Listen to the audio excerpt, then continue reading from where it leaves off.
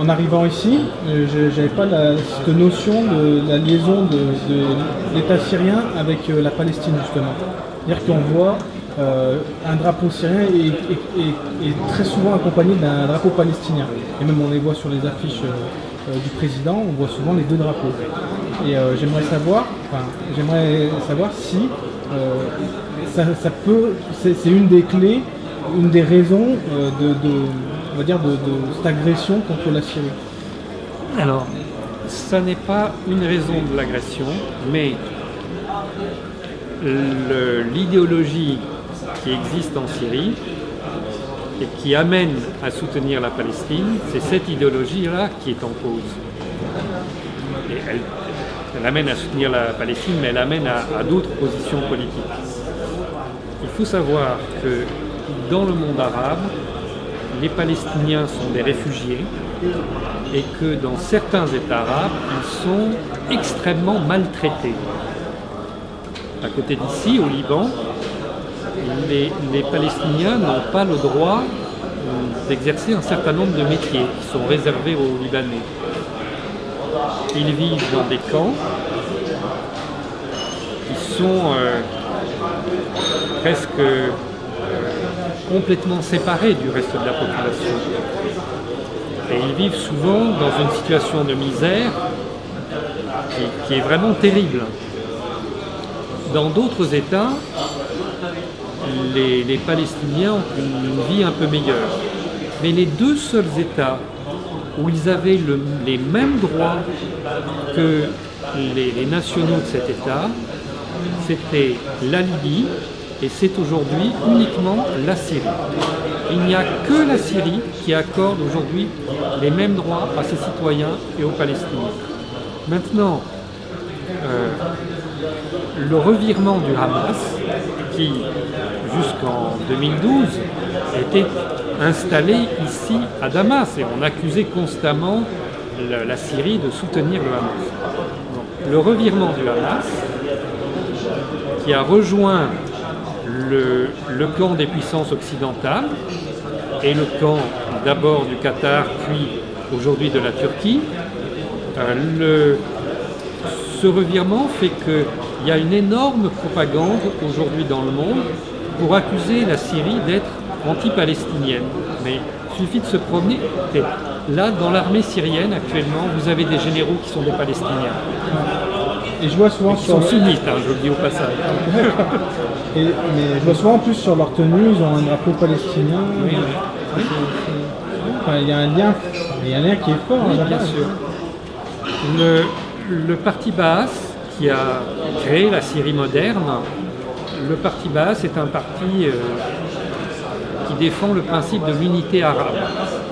Alors évidemment, après la division à laquelle on a assisté dans la Ligue arabe, ça ne peut pas être comme ils l'ont imaginé au départ.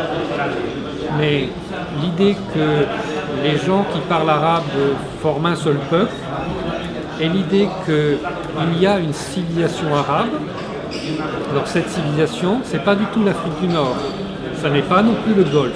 Le mot arabe, historiquement, au départ, ça désignait les gens qui habitent de ce côté-là de l'Euphrate. C'est ce qu'on appelle le Levant, en fait, ou la Grande Syrie, c'est-à-dire la Palestine, j'inclus l'État d'Israël dans la Palestine géographique, le Liban, qui était jusqu'à la Deuxième Guerre mondiale, c'était une province de la Syrie, mais aussi la Jordanie, une petite partie de la Turquie et une partie de l'Irak. Savoir si c'était possible d'avoir les grands événements au niveau de la guerre en Syrie, c'est-à-dire d'il y a 4-5 ans, et les étapes. Si moi je dois raconter la guerre en Syrie, je ne remonterai pas à 4-5 ans. Ah, d'accord. Parce que pour moi, la guerre en Syrie, elle a été décidée le 15 septembre 2001 dans une réunion à Camp David et elle a été officiellement déclarée par les États-Unis lorsque le Congrès des États-Unis a voté le Syria Accountability Act en 2003, une semaine après avoir fait tomber Bagdad. Donc depuis 2003, les États-Unis essayent par tous les moyens d'entrer en guerre contre la Syrie. ça se vérifie à plein de circonstances, mais vous pouvez uniquement retenir que en 2005, l'ancien Premier ministre du Liban, Rafik Hariri, a été assassiné. Et immédiatement, on a accusé la Syrie d'avoir organisé cet assassinat. On a même créé un tribunal spécial pour juger le président Bachar el-Assad pour un crime dont aujourd'hui tout le monde sait qu'il ne peut pas l'avoir commis. Et puis, en 2006, l'agression d'Israël contre le Liban, le but c'était qu'on pensait que l'armée israélienne vaincrait la résistance du Hezbollah et que la Syrie viendrait au secours du Hezbollah et à ce moment-là, les États-Unis débarqueraient en Syrie. Tout ça a été préparé. Ça n'a pas pu marcher. Donc, il a fallu attendre une autre opération, le printemps arabe, quelque chose qui a été décidé pour l'ensemble du monde arabe, qui consistait à organiser des révolutions colorées et à pousser les frères musulmans à prendre le pouvoir. Donc à ce moment-là, on a organisé une série d'attentats en Syrie et ça a été le début de ces événements. Contrairement à ce que dit le président Hollande, ce qu'il a raconté à la tribune des Nations Unies, le terrorisme a commencé dès le premier jour ici. Et Ahrar al-Sham, un des groupes qui vient d'être bombardé par la Russie et qui a provoqué le grand émoi de certains en Occident, Ahrar al-Sham a été constitué avant le début des événements ici. Il était présent ici, commençait des attentats avant toute manifestation ici. Donc, oui, les choses ont été planifiées, puis elles ont été planifiées sur une longue durée.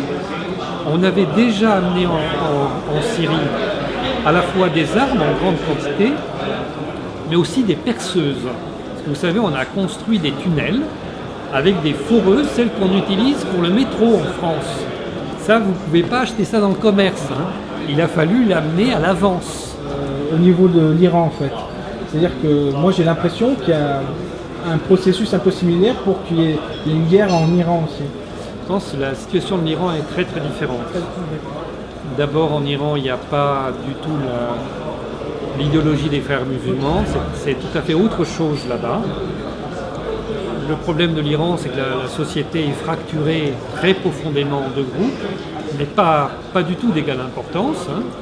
Il y a une très grande majorité du peuple qui est sur la vision révolutionnaire de l'imam Khomeini et d'Ali Shariati. Et il y a un groupe entre disons environ 20% de la population qui a des intérêts à développer le commerce international et qui donc ne souhaite pas un conflit qui amène des sanctions. Donc, cette minorité qui est tournée vers le commerce international a une adoration du mode de vie des États-Unis, mais maintenant, dans la jeunesse, beaucoup de gens sont fascinés quand même par le mode de vie des États-Unis. Le problème de l'Iran, c'est que il y a une guerre médiatique en Iran terrible, puisque vous savez que vous avez une vingtaine de chaînes iraniennes, mais vous avez en langue iranienne plus de 80 chaînes occidentales. Je ne sais pas si vous imaginez ce que ça veut dire. C'est-à-dire qu'un Iranien qui regarde la télévision, ce qu'il voit d'abord, c'est la BBC en persan. Il y a même une chaîne de Corée du Sud en persan. Parce que les États-Unis ont demandé à tous leurs alliés dans le monde de créer des chaînes en persan pour semer le trouble dans le pays. Il y a eu, médiatiquement, il y a eu quelque chose de similaire quand même en Syrie. C'est-à-dire il y a eu un travail sur la population au niveau des médias. Peut-être pas avec pas du tout pareil. Ah, c'est pas du tout pareil.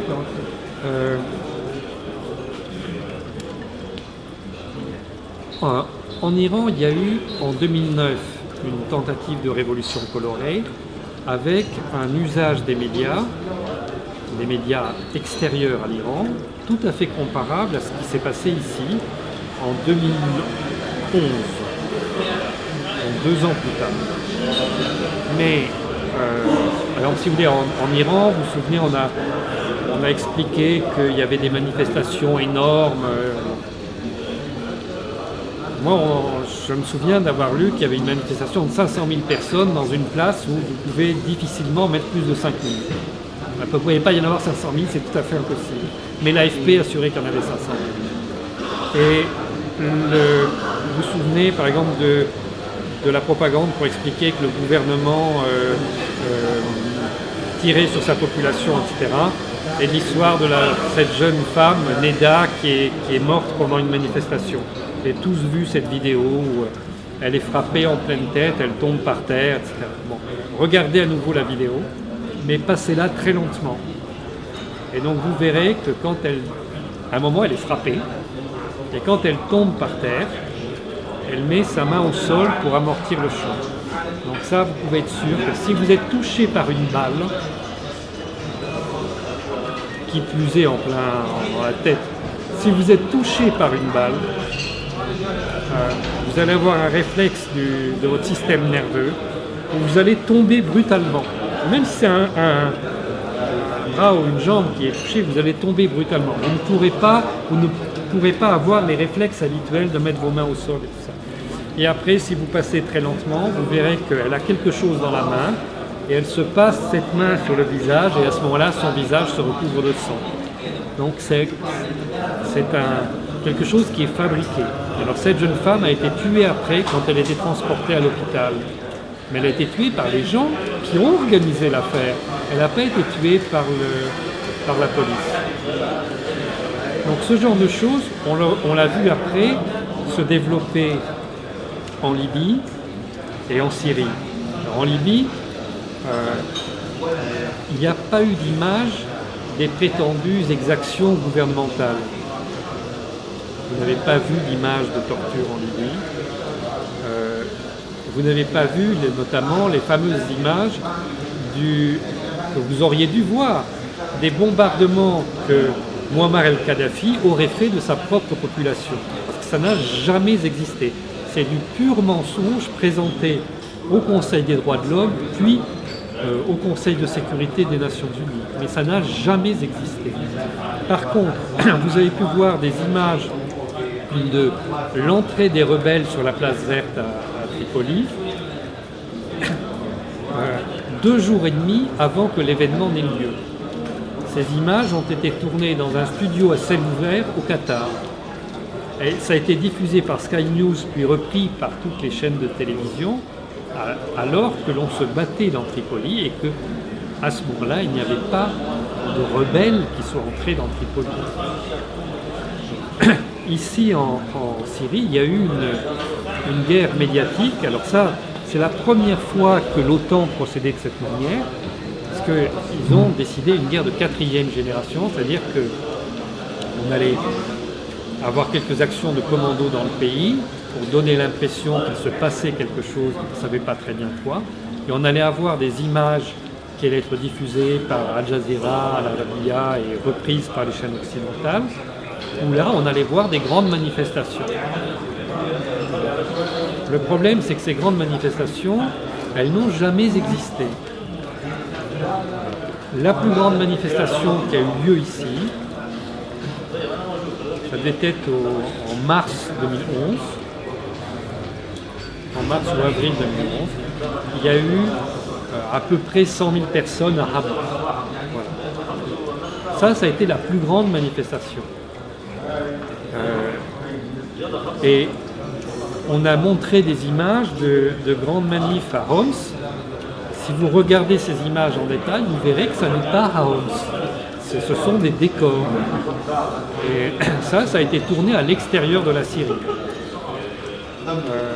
Donc ça a duré pendant 1 an. Il y a eu un matraquage médiatique terrible, auquel, dans ce pays, ici même, les gens ont cru au départ.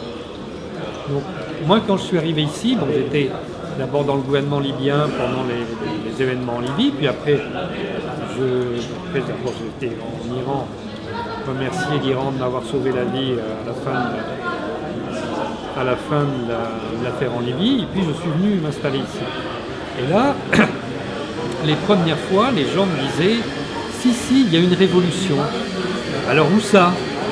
Pas ici, mais c'est là-bas. Et regardez, on a les images. Quand je disais « Mais enfin, regardez ces images, c'est pas sérieux. Vous me montrez des images de Homs, on voit une colonne avec une horloge qui est au centre de Homs. Enfin, regardez, il y a tel et tel détail, c'est pas les mêmes. Comparé avec une photographie, c'est pas sérieux. » Ah oui, c'est vrai. Mais je sais pas. Non, il y a une révolution. Tout le monde était persuadé qu'il y avait une révolution. C'était pas ici, c'était plus loin. Et comme il y avait un matraquage terrible et qu'on expliquait tous les jours, Bachar el-Assad va partir. Bachar el-Assad est parti, ça y est, il a été vu, il est monté dans un avion, il s'enfuit. Donc une partie des gens se disaient il faut se préparer à un changement de gouvernement. Et donc, voilà, il y en a qui sont partis au Liban parce qu'ils pensaient que leur vie allait être détruite. Puisque s'il y avait un changement de gouvernement, ça veut dire que c'était un gouvernement pro-saoudien qui arrivait. Et donc, il n'y aurait pas de place pour les non-sunnites. Donc, les chrétiens, les alaouites, les druzes, les chiites, tout le monde essayait de partir de ce côté-là. Par contre, chez les sunnites, il y en a qui disaient je dois me préparer à l'arrivée des saoudiens. Donc, ils essayaient de se mettre dans cette nouvelle ambiance. Mais au bout d'un an, le voile est tombé. Tout le monde s'est dit, mais c'est quoi cette histoire? En fait, qu'est-ce qui se passe? Et on s'est rendu compte que, oui, il y avait quelques groupes dans le pays qui avaient commis des attentats, et il y avait environ 3000 combattants syriens, 3000, qui se sont retranchés dans un quartier de Homs, à Baba Hamer, et qui ont proclamé un émirat islamique à Baba Hamer. Il n'y a aucune différence entre l'émirat islamique de Baba Hamer et ce que vous voyez aujourd'hui de Daesh. Ils ont fait exactement la même chose là-bas. Ils ont créé un tribunal révolutionnaire, ils ont égorgé plus de 150 personnes en public. C'est attesté par Der Spiegel a fait un reportage là-dessus. Mais pendant ce temps, en France, on disait non, ce sont des rebelles modérés, il faut soutenir les rebelles de Baba Hamer. Vous aviez des journalistes qui étaient présents sur place qui vous disaient Baba Hamer est bombardé en permanence par le régime. J'y suis allé, c'était pas vrai. Mais voilà, vous l'avez cru. Ici, c'est le moment où les gens commencent à dire là, vous nous prenez vraiment pour des imbéciles.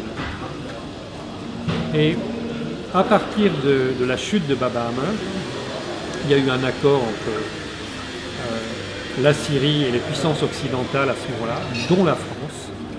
Un accord qui a amené la Syrie à restituer les prisonniers qu'il avait, des prisonniers français qui ont été restitués à l'amiral Édouard Guillot, qui est venu, le chef d'état-major français, qui est venu les recevoir à la frontière libanaise, donc des officiers français de la Légion étrangère qui avaient été mis en disponibilité et qui étaient utilisés par les services secrets français pour organiser des attentats ici. Et puis il y a des officiers turcs qui ont été remis à l'armée turque à ce moment-là. La paix semblait revenue. On a fait la conférence de Genève 1. Et voilà, il y a eu un changement de gouvernement en France et M. Hollande ne s'est pas trouvé lié par les engagements de M. Sarkozy. Et la guerre a immédiatement repris avec François Hollande. Mais aujourd'hui, il n'y a plus ces histoires médiatiques. Et jusqu'à il y a 2 semaines, quand la Russie a annoncé qu'elle allait venir bombarder ici, non pas Daesh, elle n'a jamais dit qu'elle viendrait bombarder Daesh. La Russie a dit qu'elle viendrait bombarder les organisations listées comme terroristes par les Nations Unies. Ce qui inclut évidemment les organisations soutenues par la France et par la Turquie. Donc, à ce moment-là, on a vu à nouveau une propagande se déverser dans les médias. Je me souviens l'autre jour d'avoir vu à la télévision sur France 2 pour montrer un reportage. C'était une vidéo qui avait été diffusée par le commandement de l'armée syrienne Et donc, dans cette vidéo, on entend des gens parler en russe. Et le commentaire de France 2, c'était de dire, voilà, nous sommes troublés, ils parlent en russe, y a-t-il des soldats russes aux côtés des soldats syriens? Maintenant, si vous écoutez très précisément cette vidéo, vous vous rendrez compte que ce qu'on entend, ce ne sont pas les sons de l'armée syrienne, ce sont les communications par talkie-walkie des djihadistes qui, entre eux, parlent non pas en arabe, mais en russe, parce que aujourd'hui, la plupart des officiers de Daesh sont des gens qui viennent de l'ancienne Union soviétique et qui parlent en russe. C'était pour ça que ça avait été diffusé ici, mais on a changé le sens des choses quand on l'a présenté sur France 2. Et puis après, on nous explique là par exemple maintenant que l'armée russe bombarde des populations civiles. Bon alors, c'est complètement absurde. L'armée russe bombarde des objectifs des djihadistes. Elle n'a jamais bombardé les objectifs civils. Les images que l'on a vues diffusées ont été diffusées avant le début des bombardements, pendant qu'il y avait le débat à la Douma. Mais pourtant, la télévision française les a diffusées en disant qu'il y avait des victimes civiles. Alors ceci dit, il y a bien des victimes civiles, mais pas du tout celles-là. Parce qu'il se trouve que quand vous bombardez les djihadistes, malheureusement, vous bombardez aussi des familles qui sont avec eux. Parce que les chefs djihadistes, quel que soit le groupe auquel ils appartiennent, y compris les prétendus membres de l'armée syrienne libre, vous savez qu'il n'y a pas de membres permanents, ça n'existe pas de manière permanente, mais à des moments, ils prennent l'étiquette armée syrienne libre. Donc, quand on bombarde ces gens, les chefs de cette armée syrienne libre ont tous enlevé des femmes et les contraignent à se marier avec eux, et ils leur font ce qu'ils veulent après, et ils ont tous au minimum 3 femmes. Donc quand vous bombardez les djihadistes, vous bombardez aussi des femmes qui sont leurs prisonnières. Et éventuellement, vous bombardez les enfants que ces femmes ont eus. Le public en France, étant totalement désinformé sur l'ensemble des questions du Proche-Orient depuis des années, et particulièrement sur ce qui se passe en Syrie, ne peut pas comprendre les derniers événements. L'entrée de la Russie sur le territoire syrien ne peut être comprise qu'à une échelle beaucoup plus vaste. C'est la première étape d'un processus qui va concerner non seulement la Syrie, mais tout le Proche-Orient et toute l'Afrique du Nord. Au cours des dernières années, je disais tout à l'heure, il y a eu en 2012 un accord pour terminer la guerre ici, un accord notamment entre la Russie et les États-Unis qui a amené à la signature du communiqué de Genève. Accord qui a été déchiré immédiatement par la France, la Turquie, le Qatar et l'Arabie saoudite. Ces États ont été soutenus pour relancer la guerre par Israël et par des éléments à l'intérieur de l'administration Obama, Hillary Clinton, David Petraeus, John Allen et l'inévitable Feldman, actuel numéro 2 des Nations Unies. Donc, le processus de paix en Syrie et dans la région a été interrompu par la volonté française. Et aujourd'hui, ce processus est en train de repartir à la suite d'un accord renouvelé entre, d'un côté, la Russie dans son ensemble, de l'autre côté, la Maison-Blanche uniquement. Et ce que le président Poutine est en train de faire, c'est de venir appliquer la politique du président Obama que le Pentagone refuse d'appliquer.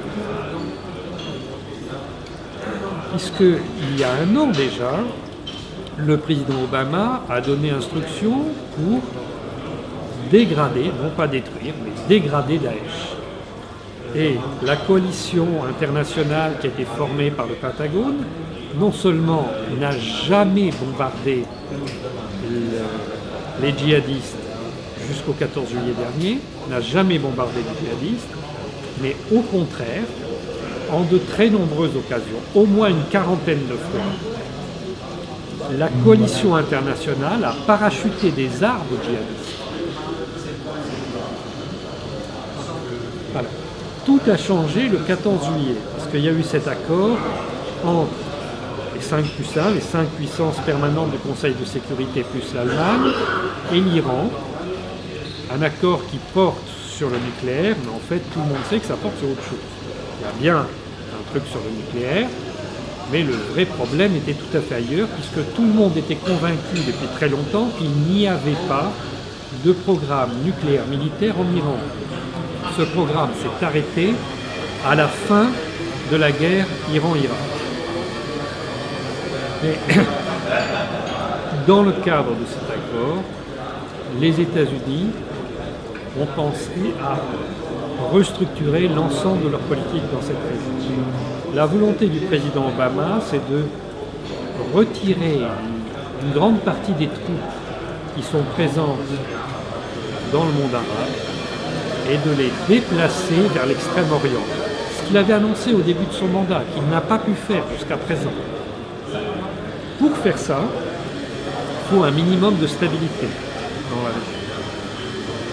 Et surtout, il faut que les États-Unis puissent tenir leurs engagements vis-à-vis de l'État d'Israël, c'est-à-dire de garantir la survie de l'État d'Israël, et sans leurs troupes sur place. Donc pour eux, la seule solution, c'est d'avoir un accord avec la Russie. Et à ce moment-là, si à la fois les États-Unis et la Russie décident de garantir la sécurité de l'État d'Israël, il n'y a pas besoin d'avoir beaucoup de troupes pour que ça puisse avoir lieu.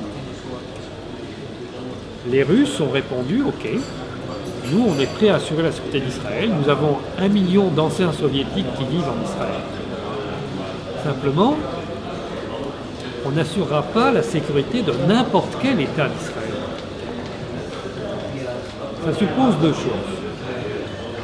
Sur le fond, ça suppose que l'État d'Israël ne soit plus un État qui pratique l'apartheid. Donc vous devez reconnaître immédiatement l'État palestinien. Puisque sans ça, la seule vraie solution, c'est de créer un seul État pour les deux, mais ça semble un peu prématuré pour le moment. Donc, supposons qu'on ait deux États, l'État d'Israël doit reconnaître l'État palestinien et vice-versa. Deuxièmement, l'État israélien doit respecter toutes les résolutions du Conseil de sécurité. Vous savez que c'est le problème depuis 65 ans, puisque chaque fois que le Conseil de sécurité décide quelque chose, l'État d'Israël viole cette résolution et une puissance appose son veto au Conseil de sécurité quand on veut condamner Israël pour avoir violé la résolution précédente. Donc, la condition sine qua non de l'engagement de la Russie au Proche-Orient et en Afrique du Nord, c'est que l'État d'Israël revienne sur les frontières de 1967, ce qui inclut le retrait du Golan, syrien occupé depuis 1973. Donc ça, c'est la première chose. La deuxième chose, quand on discute de savoir si la Syrie veut sauver le président Bachar el-Assad des djihadistes, c'est stupide et ça montre très bien ce qu'ont en tête les gens qui disent ça. Puisque je vous rappelle qu'il y a 2 ans, la France, comme l'Arabie Saoudite, avait proposé que le président el-Assad se retire et que son vice-président prenne sa succession. Donc ça veut dire quoi? Le président de la République n'est pas bien, mais le vice-président c'est parfait. Eh bien, ça veut dire que le président de la République n'est pas un sunnite, alors que son vice-président est sunnite. Et que les États qui proposent cette solution sont les États qui souhaitent créer une guerre de religion ici. Au contraire, la position de la Russie, ça n'est pas par rapport à un homme. jamais la Russie ne prend position dans n'importe quel pays du monde. Vous n'avez pas entendu la Russie dire je soutiens François Mitterrand ou je soutiens je ne sais pas qui. C'est grotesque. La Russie soutient la République arabe syrienne. D'une part, parce que cette République arabe syrienne est soutenue par son peuple. C'est le suffrage universel. La France soutient le suffrage universel chez elle, mais le refuse aux citoyens syriens. C'est incroyable. C'est ahurissant. Un pays qui a placé la déclaration de 1789 en préambule de sa constitution et qui déclare qu'il refuse de reconnaître la sanction du suffrage universel par le peuple syrien. Donc, la première raison pour les Russes, c'est le suffrage universel, et la deuxième raison, c'est que la République arabe syrienne est une république laïque, que donc, vous avez pu le constater dans votre voyage, ici, quelle que soit votre religion, vous serez traité de la même manière. Donc déjà, quand on n'a pas compris tout ça, je pense qu'on ne comprend rien à ce qui se passe aujourd'hui. Ensuite, il faudrait que les Français se souviennent de leur histoire commune avec la Syrie. La France a été la puissance coloniale ici pendant l'entre-deux-guerres. La puissance coloniale. Et pourtant, la France n'était pas détestée ici, malgré les crimes très importants qu'elle a commis ici. Vous savez, la France a bombardé le Parlement ici. Ça n'est pas d'hier que la France est opposée à la volonté des Syriens. Mais la France a noué des bonnes relations avec la Syrie, notamment pendant la guerre du Liban. Et à un moment, bon, ça a très mal évolué, c'est un fait. Donc à ce moment-là, pendant la guerre du Liban, les deux pays se sont livrés une guerre secrète. La France a organisé des attentats ici pendant la guerre du Liban, qui ont fait des centaines et des centaines de morts, dont jamais la presse française n'a parlé, mais qui ont été reconnus officiellement par l'ancien patron de la DGSE. Alors la Syrie a aussi commis des attentats en France dans cette période. Mais je pense qu'il faut regarder la chronologie et on se rendra compte que l'origine du problème n'est pas en Syrie, il était en France, dans la volonté coloniale de la France vis-à-vis du Liban et vis-à-vis de la Syrie. Et c'est cette volonté coloniale qui est revenue ici lorsque la France a relancé la guerre en 2012. Je ne sais pas pour ce qui s'est passé en 2011, parce que à ce moment-là, la France a sous-traité le conflit pour le compte des États-Unis. Il y avait un accord. La France et la Grande-Bretagne s'étaient joints pour jouer ce rôle ici. Là encore, vous n'avez pas entendu parler du fait que des officiers français sont venus se battre ici, que certains sont morts ici. Mais lorsque la guerre a été relancée en juillet 2012 par François Hollande, ça ne peut être que pour des raisons coloniales. Enfin, moi, je n'en vois pas d'autres. Peut-être vous pourrez m'expliquer, mais je ne comprends pas d'autres raisons. Et donc, comme il y a toute cette propagande nous sommes les bons, ils sont les méchants, alors comme ils sont les méchants, eh bien on dit que c'est une horrible dictature. Moi je suis arrivé ici en 2007. Le président Sarkozy avait donné l'ordre de m'assassiner et ici j'ai eu l'asile politique en 2007. Je n'ai jamais vu qu'ici il y avait une dictature. Croyez-moi, j'ai voyagé et je sais ce qu'est une dictature. Ça n'a rien à voir avec ce qui est ici.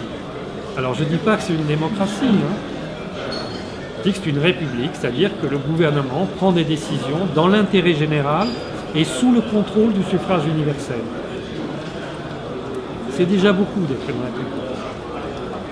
On dit qu'ici, le gouvernement torture et récemment, Monsieur Fabius a donné instruction au Quai d'Orsay pour qu'il y ait une plainte pour crime contre l'humanité, contre le président Bachar el-Assad, devant les tribunaux parisiens. Évidemment, c'est plus facile d'aller devant les tribunaux parisiens que devant des tribunaux internationaux, mais puisqu'il va devant les tribunaux parisiens, il a fait un dossier qui est alimenté par ce qu'on appelle le rapport César. C'est un rapport qui a été financé par le Qatar et qui comprend 55 000 photos de gens qui ont été torturés et qui sont morts de ces tortures ou qui sont morts de faim en prison. Alors le problème, c'est que ces 55 000 photos n'ont pas été prises dans ce pays. Voilà. Et d'ailleurs, c'est tellement évident que ces 55 000 photos n'ont jamais été rendues publiques.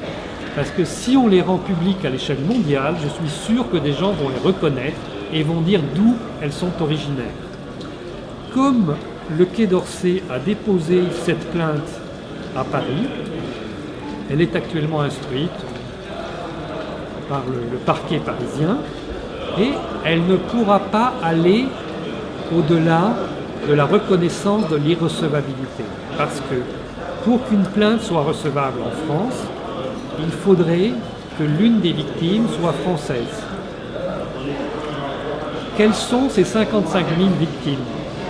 Nous n'avons pas un seul nom, nous n'avons pas une seule date, nous avons juste des photos en dehors du temps et de l'espace. Moi je vis ici, je peux vous dire que oui, on tabasse les gens dans les commissariats. La police judiciaire, ici non pas trop, mais la police de la route par exemple, ils arrêtent quelqu'un qui vient de faire un accident de voiture et ils le tabassent, c'est vrai. Mais la torture c'est tout à fait autre chose. La torture c'est on coupe les gens en morceaux, c'est tout à fait autre chose. Et ça je peux vous garantir que l'État syrien l'interdit formellement. Alors oui, nous sommes dans un pays en guerre qui est très vaste et certainement tel ou tel individu peut avoir pratiqué la torture. Mais si l'administration centrale est au courant, il sera arrêté, dégradé, emprisonné et traduit en justice. Voilà.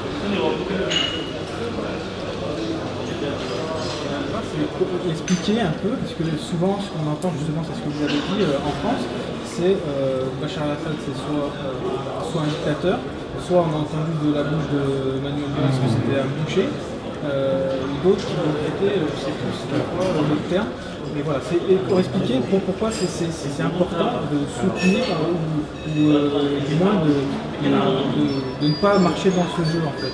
D'abord, depuis le début de la guerre, nous ne savons pas combien il y a eu de morts ici. Nous en avons une très vague idée. En France, les journaux répètent les chiffres qui sont fournis par les frères musulmans via leur officine londonienne qui s'appelle Observatoire syrien des droits de l'homme. Et les frères musulmans, c'est eux qui ont déclenché ce conflit. Donc ça n'est pas une association neutre, même s'il a un joli nom, c'est des combattants qui disent il y a eu 250 000 morts. Moi je peux vous garantir que s'il n'y avait eu que 250 000 morts, ça serait vraiment idéal. Je peux vous garantir qu'il y en a eu beaucoup plus que ça. Dans les morts qu'il y a eu ici,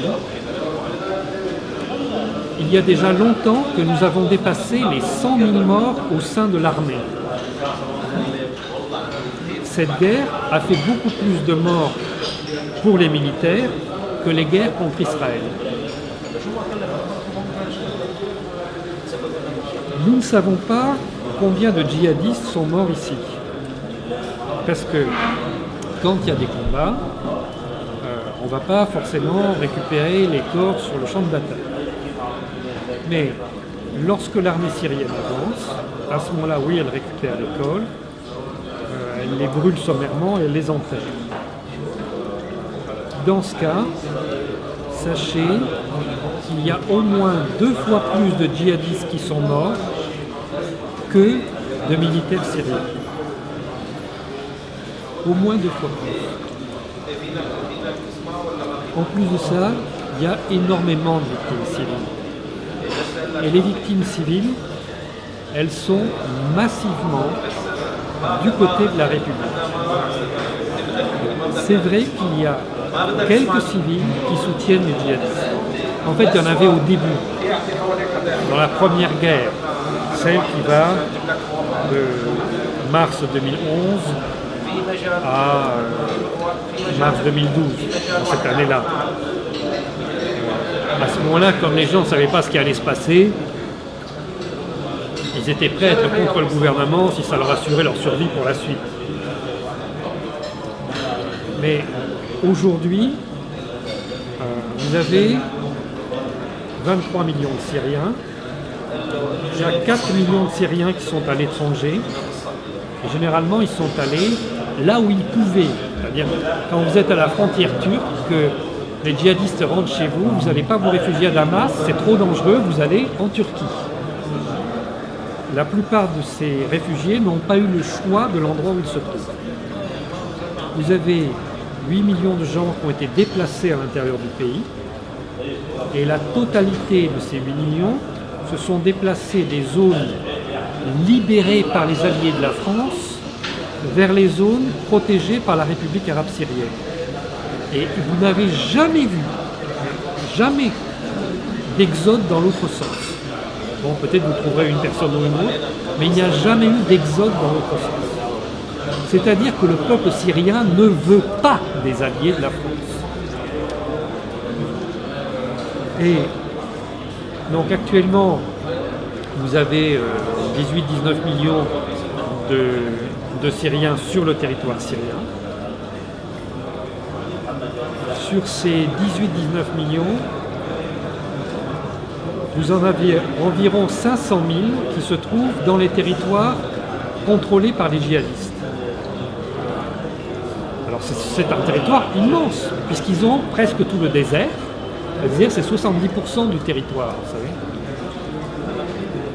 Ils ont presque tout le désert, et puis ils ont quelques endroits qui étaient autrefois habités, qui ne le sont pratiquement plus aujourd'hui. Sans ça, toute la population s'est repliée dans ce que, dans la presse occidentale, on appelle la Syrie utile, c'est-à-dire que l'armée syrienne a choisi de défendre son peuple plutôt que de défendre sa terre. Par rapport au voyage qu'on a fait, justement, on a rencontré des personnes qui expliquaient un peu le processus pour libérer les quartiers contrôlés par les terroristes. Est-ce que vous pouvez confirmer ça ou nous donner votre version si vous savez comment ça se passe, les négociations, tout ça? Je ne veux pas trop rentrer dans les détails militaires. Ah, d'accord, ok. Ça, je comprends. Non, pour moi, la seule chose qu'il faut retenir, c'est quand une zone urbaine est pénétrée par des djihadistes, le seul moyen de les vaincre suppose de détruire cette zone urbaine.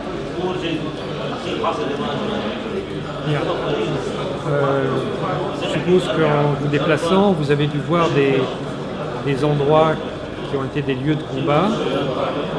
Quand on arrive là, c'est l'image que l'on se fait de Stalingrad à la fin de la Deuxième Guerre mondiale. Je pense que ça a certainement existé à d'autres endroits depuis, mais c'est quand même une vision assez rare de voir quelque chose comme ça. Et toutes ces habitations ont été effectivement détruites par l'armée syrienne. Et c'était le seul moyen de déloger les djihadistes. Et si vous ne comprenez pas ça, vous ne pouvez pas comprendre ce qui s'est passé à Stalingrad, et vous ne pouvez pas comprendre comment l'armée rouge a réussi à vaincre le Troisième Reich. Il n'y a pas d'autre solution que celle-là. Et demandez ici aux gens qui ont perdu leur maison, ils vous diront tous la même chose que moi. C'est terrible d'avoir perdu sa maison, mais il n'y avait pas d'autre solution. Il faut comprendre ça parce qu'il n'y a jamais eu ce type de combat en France. Jamais en France. Ça n'a jamais existé. Donc c'est difficile de se le représenter. Ce qui est important de comprendre, c'est que les gens pensent que c'est une lutte vraiment religieuse. Alors, comme on a rentré dans la tête des gens que ici c'était une dictature alaouite, on a réussi à faire passer le message que c'était une guerre de religion. Ça n'est absolument pas le cas. Puisque dans la République arabe syrienne, quelle que soit votre religion, vous avez votre place, et que je le disais tout à l'heure, à l'exception d'au maximum 500 000 personnes, tous les Syriens sont avec la République. Le conflit, c'est pas entre sunnites et alaouites. Le conflit, c'est entre deux types de sociétés. D'un côté, il y a la République arabe syrienne, qui est basée sur le respect mutuel, quelle que soit votre origine religieuse, ethnique ou vos opinions politiques. De l'autre côté, il y a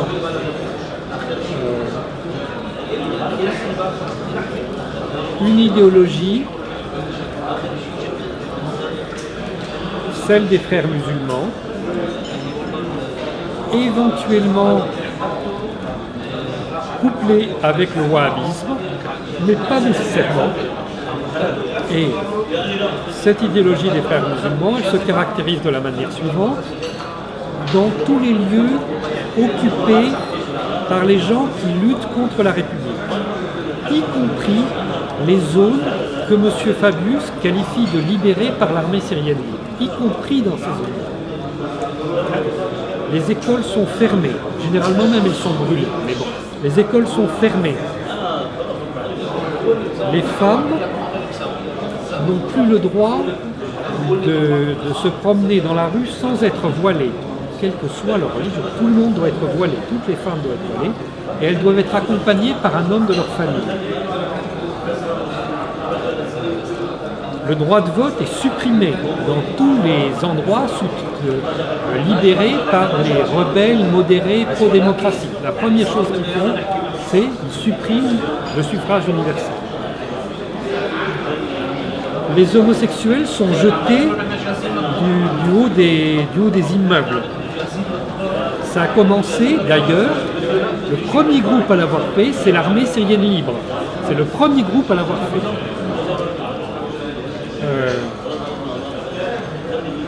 Les djihadistes ont le droit de prendre les femmes qu'ils veulent.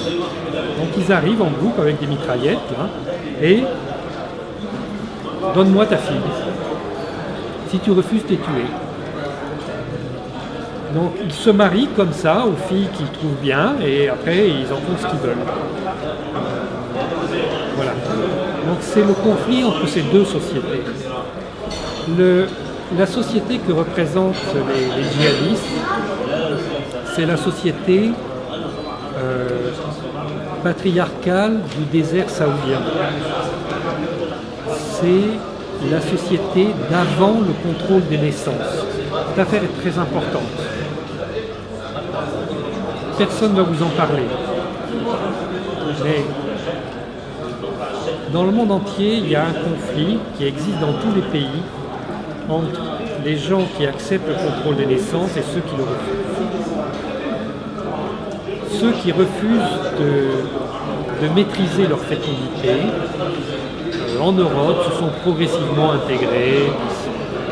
Voilà, ça s'est fait sans trop de drame. Ici, l'évolution de la société a été beaucoup plus rapide qu'en Europe, parce que ça a traîné très longtemps à cause de l'Empire ottoman. Donc ça s'est débloqué en quelques années.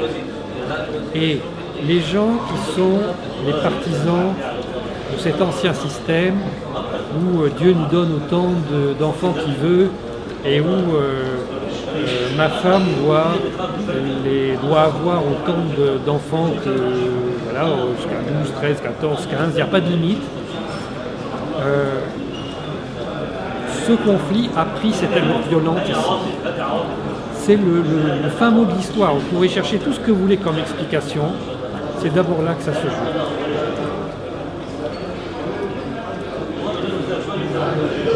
Vous confirmez que, parce que ça c'est quelque chose que je n'avais pas trop parlé, mais on l'a mis dans notre parcours, vous confirmez quand même que, enfin si vous en avez parlé, mais que les djihadistes sont en grande majorité internationaux. Oui. Et après, oui. Qu'on a eu... Ah ben alors, on dit qu'aujourd'hui, je lis dans la presse occidentale, c'est un chiffre qui a été donné par des responsables des services secrets aux États-Unis et en Europe, qu'il y aurait 30 000 djihadistes étrangers. Alors là, vous êtes très loin du compte. Hein.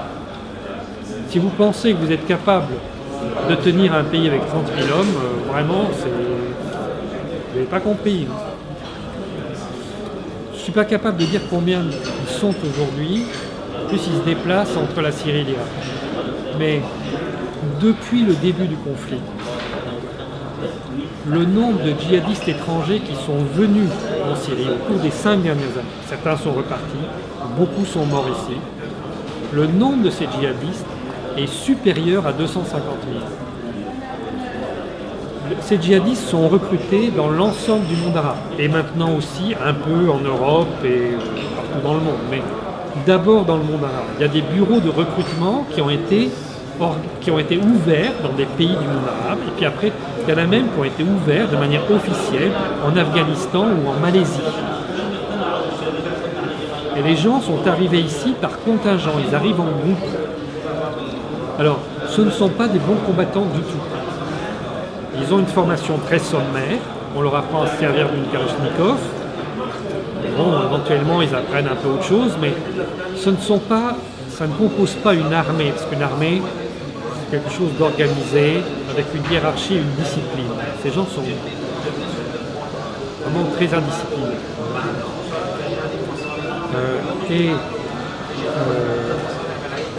Souvent, bon,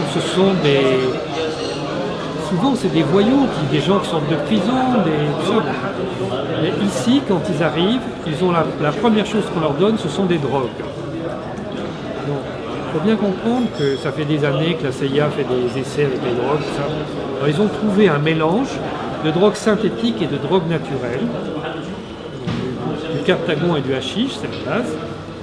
Alors tout ça mélangé, ça provoque chez les gens la perte de toute sensation. Donc, si vous coupez un doigt, vous n'allez pas sentir que vous coupez un doigt.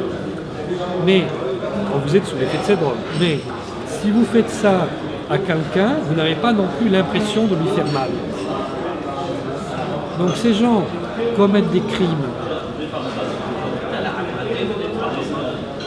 très difficiles même à concevoir, dont vous avez quelques échantillons depuis quelques mois en France, mais c'est comme ça depuis le début. Quand je suis arrivé ici, la première chose que j'ai vue, c'était un corps dépecé dans la rue.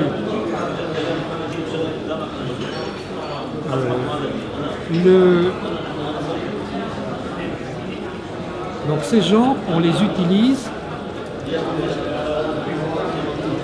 pour commettre des atrocités. Il y a, au début des frères musulmans, on utilisait les frères musulmans entre 54 et 78 pour des assassinats politiques. Entre 78 et 2011, on les a utilisés comme force paramilitaire en Afghanistan, en Bosnie-Herzégovine, en Tchétchénie, au Kosovo. Et maintenant, on utilise ces gens-là comme une horde pour procéder à des nettoyages ethniques. C'est une étape supplémentaire. Alors je ne sais pas comment tout ça va évoluer, mais personnellement, je ne pense pas qu'il soit possible de ramener ces gens à un comportement humain. Et je conçois que ce que je dis est terrible à entendre, mais il peut y avoir des solutions individuelles pour des djihadistes. mais des gens qui ont combattu sous l'effet de drogue dans ces groupes en commettant de telles atrocités, ces gens-là ne pourront jamais réintégrer en groupe une société humaine normale, et il n'y a pas d'autre solution que de les tuer. C'est ça que la Russie a commencé en plein accord avec la Maison Blanche.